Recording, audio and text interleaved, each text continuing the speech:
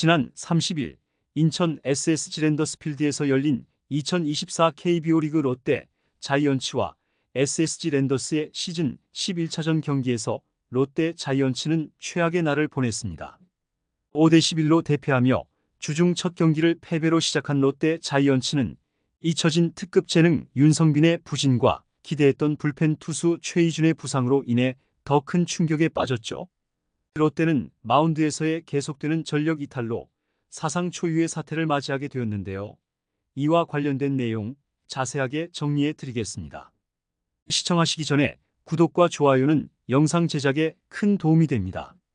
30일 인천 SSG 랜더스필드에서 열린 SSG와 롯데의 경기에서 가장 큰 화제를 모은 선수는 역시 롯데 선발로 예고된 윤성빈이었습니다. 롯데에 잊혀진 특급 재능 윤성빈은 1951일 만에 선발 등판을 앞두고 있었는데요. 1군 마운드에 선 것만 기준으로 본다면 2021년 5월 21일 잠실 두산 베어스전 이후 1166일 만이었죠. 197cm의 큰 키를 바탕으로 부산고 시절 150kg를 넘나드는 강속구를 뿌리던 윤성빈은 메이저리그 스카우트들의 눈을 사로잡을 정도로 많은 주목을 받기도 했습니다. 그러나 윤성빈은 메이저리그가 아닌 KBO 리그에 도전장을 내밀었고 롯데는 큰 고민 없이 윤성빈에게 1차 지명권을 행사했는데요. 계약금을 4억 5천만 원이나 안길 정도로 롯데의 기대감은 정말 컸죠. 윤성빈은 데뷔 첫 시즌 18경기에 등판해 2승 5패, 평균 자책점 6.39로 충분히 가능성을 내비쳤고 경험치를 쌓았는데요. 그리고 이듬해 활약을 기대하게 만들었습니다. 하지만 이후 윤성빈의 프로 생활은 순탄치 않았는데요. 부상으로 인해 공을 던지지 못하는 날도 많았고 파이어볼로의 숙명과도 같은 제구력 문제를 해결하기 위해 투구폼에 대한 많은 변화를 시도하면서 좀처럼 꽃을 피우지 못했죠.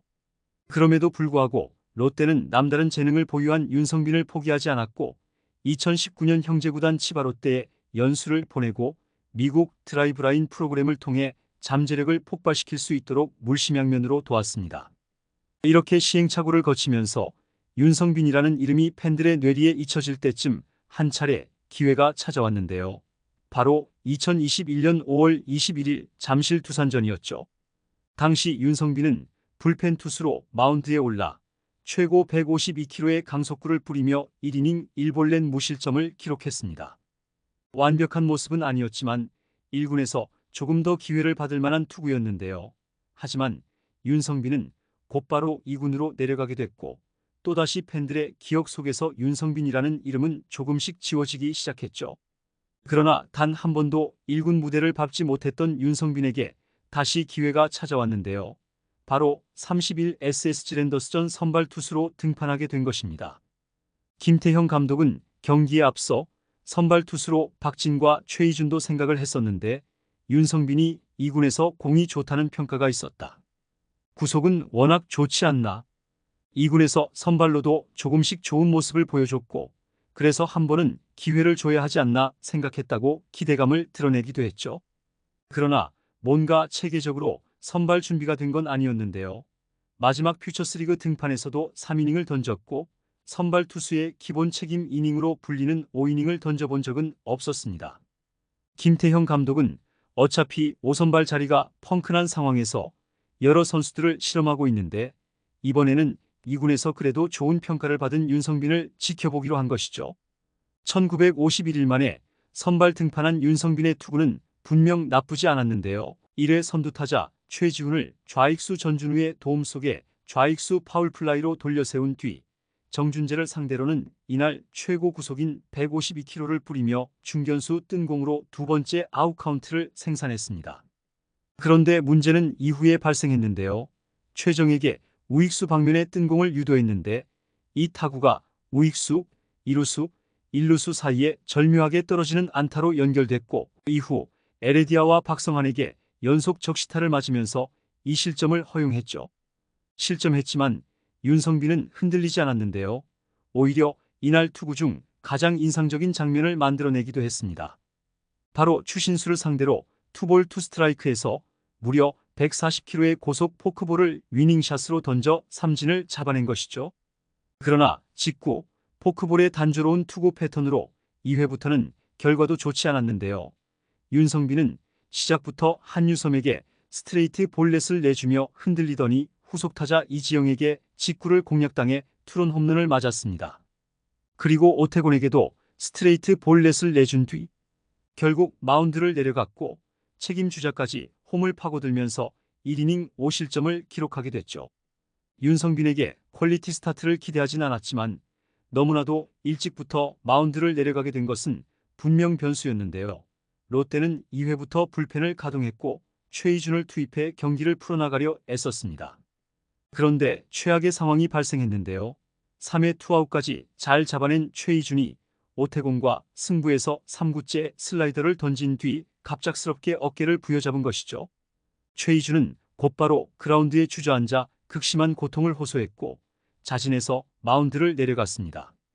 2022 시즌부터 롯데의 유니폼을 입은 최희준은 올해 온갖 꾸준 역할을 도맡아 왔는데요. 홀드와 세이브로 연결되지는 않지만 긴 이닝을 소화해 줄 선수가 필요할 때면 항상 마운드에 올랐죠.